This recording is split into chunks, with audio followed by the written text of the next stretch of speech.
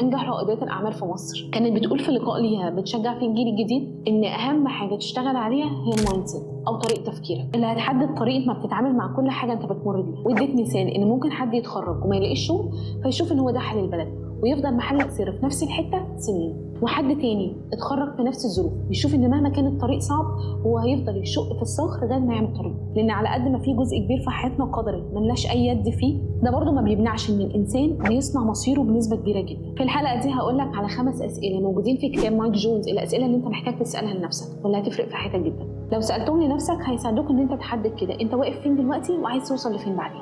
زي لما بتيجي عند الجي بي اس وبتحدد نقطة الوصول وكمان بتحدد نقطة البداية اللي انت واقف فيها دلوقتي وبيرسم لك الطريق. السؤال الأول وهو يعتبر أهم سؤال، هو أنا ليه بعمل الحاجة دي؟ هو ده متوافق مع قيمي مع الحاجات اللي أنا مصدق فيها ولا لا؟ السؤال ليه ده بقى هو محوري جدا في حياتنا.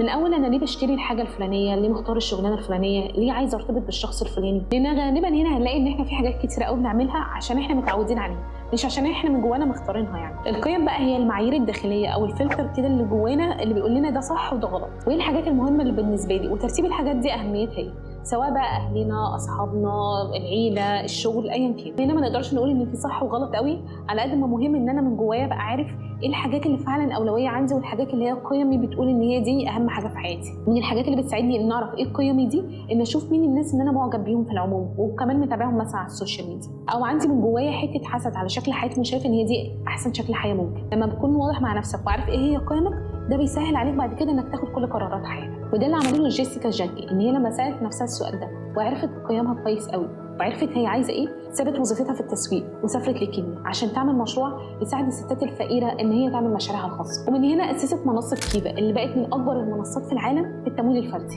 هي كانت عارفه هي عايزه ايه وده سهل عليها ان هي تاخد قرار اكيد ما كانش سهل قوي في الوقت ده. تاني سؤال بقى انك تخيل كده لو انت باقي في حياتك سنه واحده، ايه الحاجات اللي هتبدا تعملها فورا وايه الحاجات اللي هتوقفها من غير تفكير؟ في دراسه اتعملت على ناس واجهت امراض خطيره او ان هي حصل لها حوادث كانت بتقربها من الموت، لقيوا ان الناس دي نظرتها للحياه اتقلبت 180 درجه. هما من اللحظه دي ادركوا ان كل يوم هو هديه غاليه من ربنا، والوقت اللي فاضل مهما كان طويل يعني هو بيجري بسرعه الصاروخ، فاستغل كل لحظه عيشها. ومن النقطه دي بقى اختار الالم اللي انت مستعد تستحمله، لانك كده كده هتمر بألم سواء بارادتك او بغير ارادتك. فانت مثلا لو اخترت ان انت تاكل براحتك اكيد هتستمتع ان انت بتاكل كل اللي نفسك فيه، بس هتدفع ثمن قدام من الم بشكل تاني ان صحتك مش كويسه. ولو قررت على العكس بقى ان انت تلتزم بنظام اكل شديد وتلعب رياضه في نوع من الالم بس قدام ده هتكون صحتك كويسه.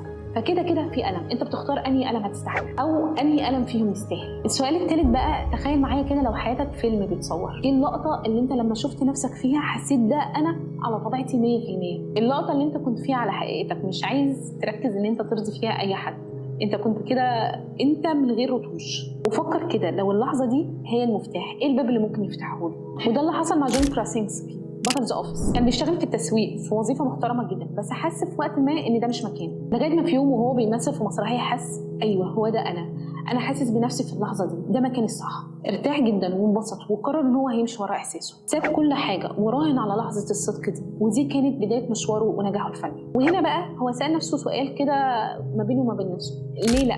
مش يمكن لما اجرب اطلع بعرف؟ السؤال الرابع بقى عايزك تتخيل ان حياتك انت شايل فيها شنطه سفر، كل يوم بقى انت بتحط فيها حاجات، مواقف، ناس، قرارات وذكريات، بس الشنطه دي ليها وزن محدد ومش كل اللي فيها بيساعدك ان انت تكمل، في حاجات بتتقلك ومش بتخليك عارف تتحرك. وقبل ما تكمل الطريق اسال نفسك ايه الحاجات اللي انا ممتن جدا لوجودها فانا محتاجه اسيبها واحافظ عليها، وايه الحاجات اللي عامله لي تقل على الفاضي ومحتاج ان انا اسيبها ما افكرش فيها. من ذكريات بقى وجعتنا، حاجات لسه مأثره فيها، ناس انا محتاجه اسامحهم من جوايا. وده اللي عمله نيلسون مانديلا بعد 27 سنه قضاهم في السجن ظلم، خرج بعد كل ده من غير كراهيه للناس اللي اذوه، فقال وهو خارج من السجن ان انا لو ما سبتش الكراهيه للناس اللي اذتني انا هفضل مسجون طول عمري. فقرر ان هو يسامح وان هو يحط طاقته في الوقت اللي فاضل له في الحياه وان هو يبني بدل ما يكون بيوجع ويهدم نفسه. قبل ما نروح للسؤال الاخير خليني اقول لك كده ان في حاجات كده اول ما تبداها بتلاقي نفسك بتعرف تجيب فيها جوان باقل مجهود ممكن، حاجات تانية بقى مهما حاولت فيها بتلاقي نفسك ماشي فيها بتعرج بالعافيه. يعني هما دول بقى مجموعهم كده اخر سؤال محتاج تساله لنفسك. انا محتاجه اسال نفسي ايه الحاجات اللي بتاعتي اللي هتفتح لي ابواب، والحاجات التانية اللي مش بتاعتي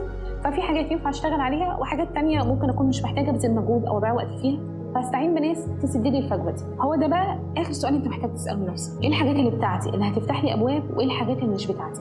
سواء الحاجات دي انا قررت ان انا ينفع اشتغل عليها او اني مش محتاجه اشتغل عليها وممكن ناس ثانيه تساعدني فيها وخلاص. وده اللي عمله محمد يونس مؤسس بنك جرامين في بنجلاديش. هو لاحظ ان هو شاطر قوي في التواصل مع الفقراء وان هو يفهم احتياجاتهم، بس ما كانش عنده بقى خلفيه البنوك دي خالص. فهو اشتغل على الحته بتاعته اللي هو عارف ان هو شاطر فيها، وكون فريق قوي يسد النقص اللي عنده.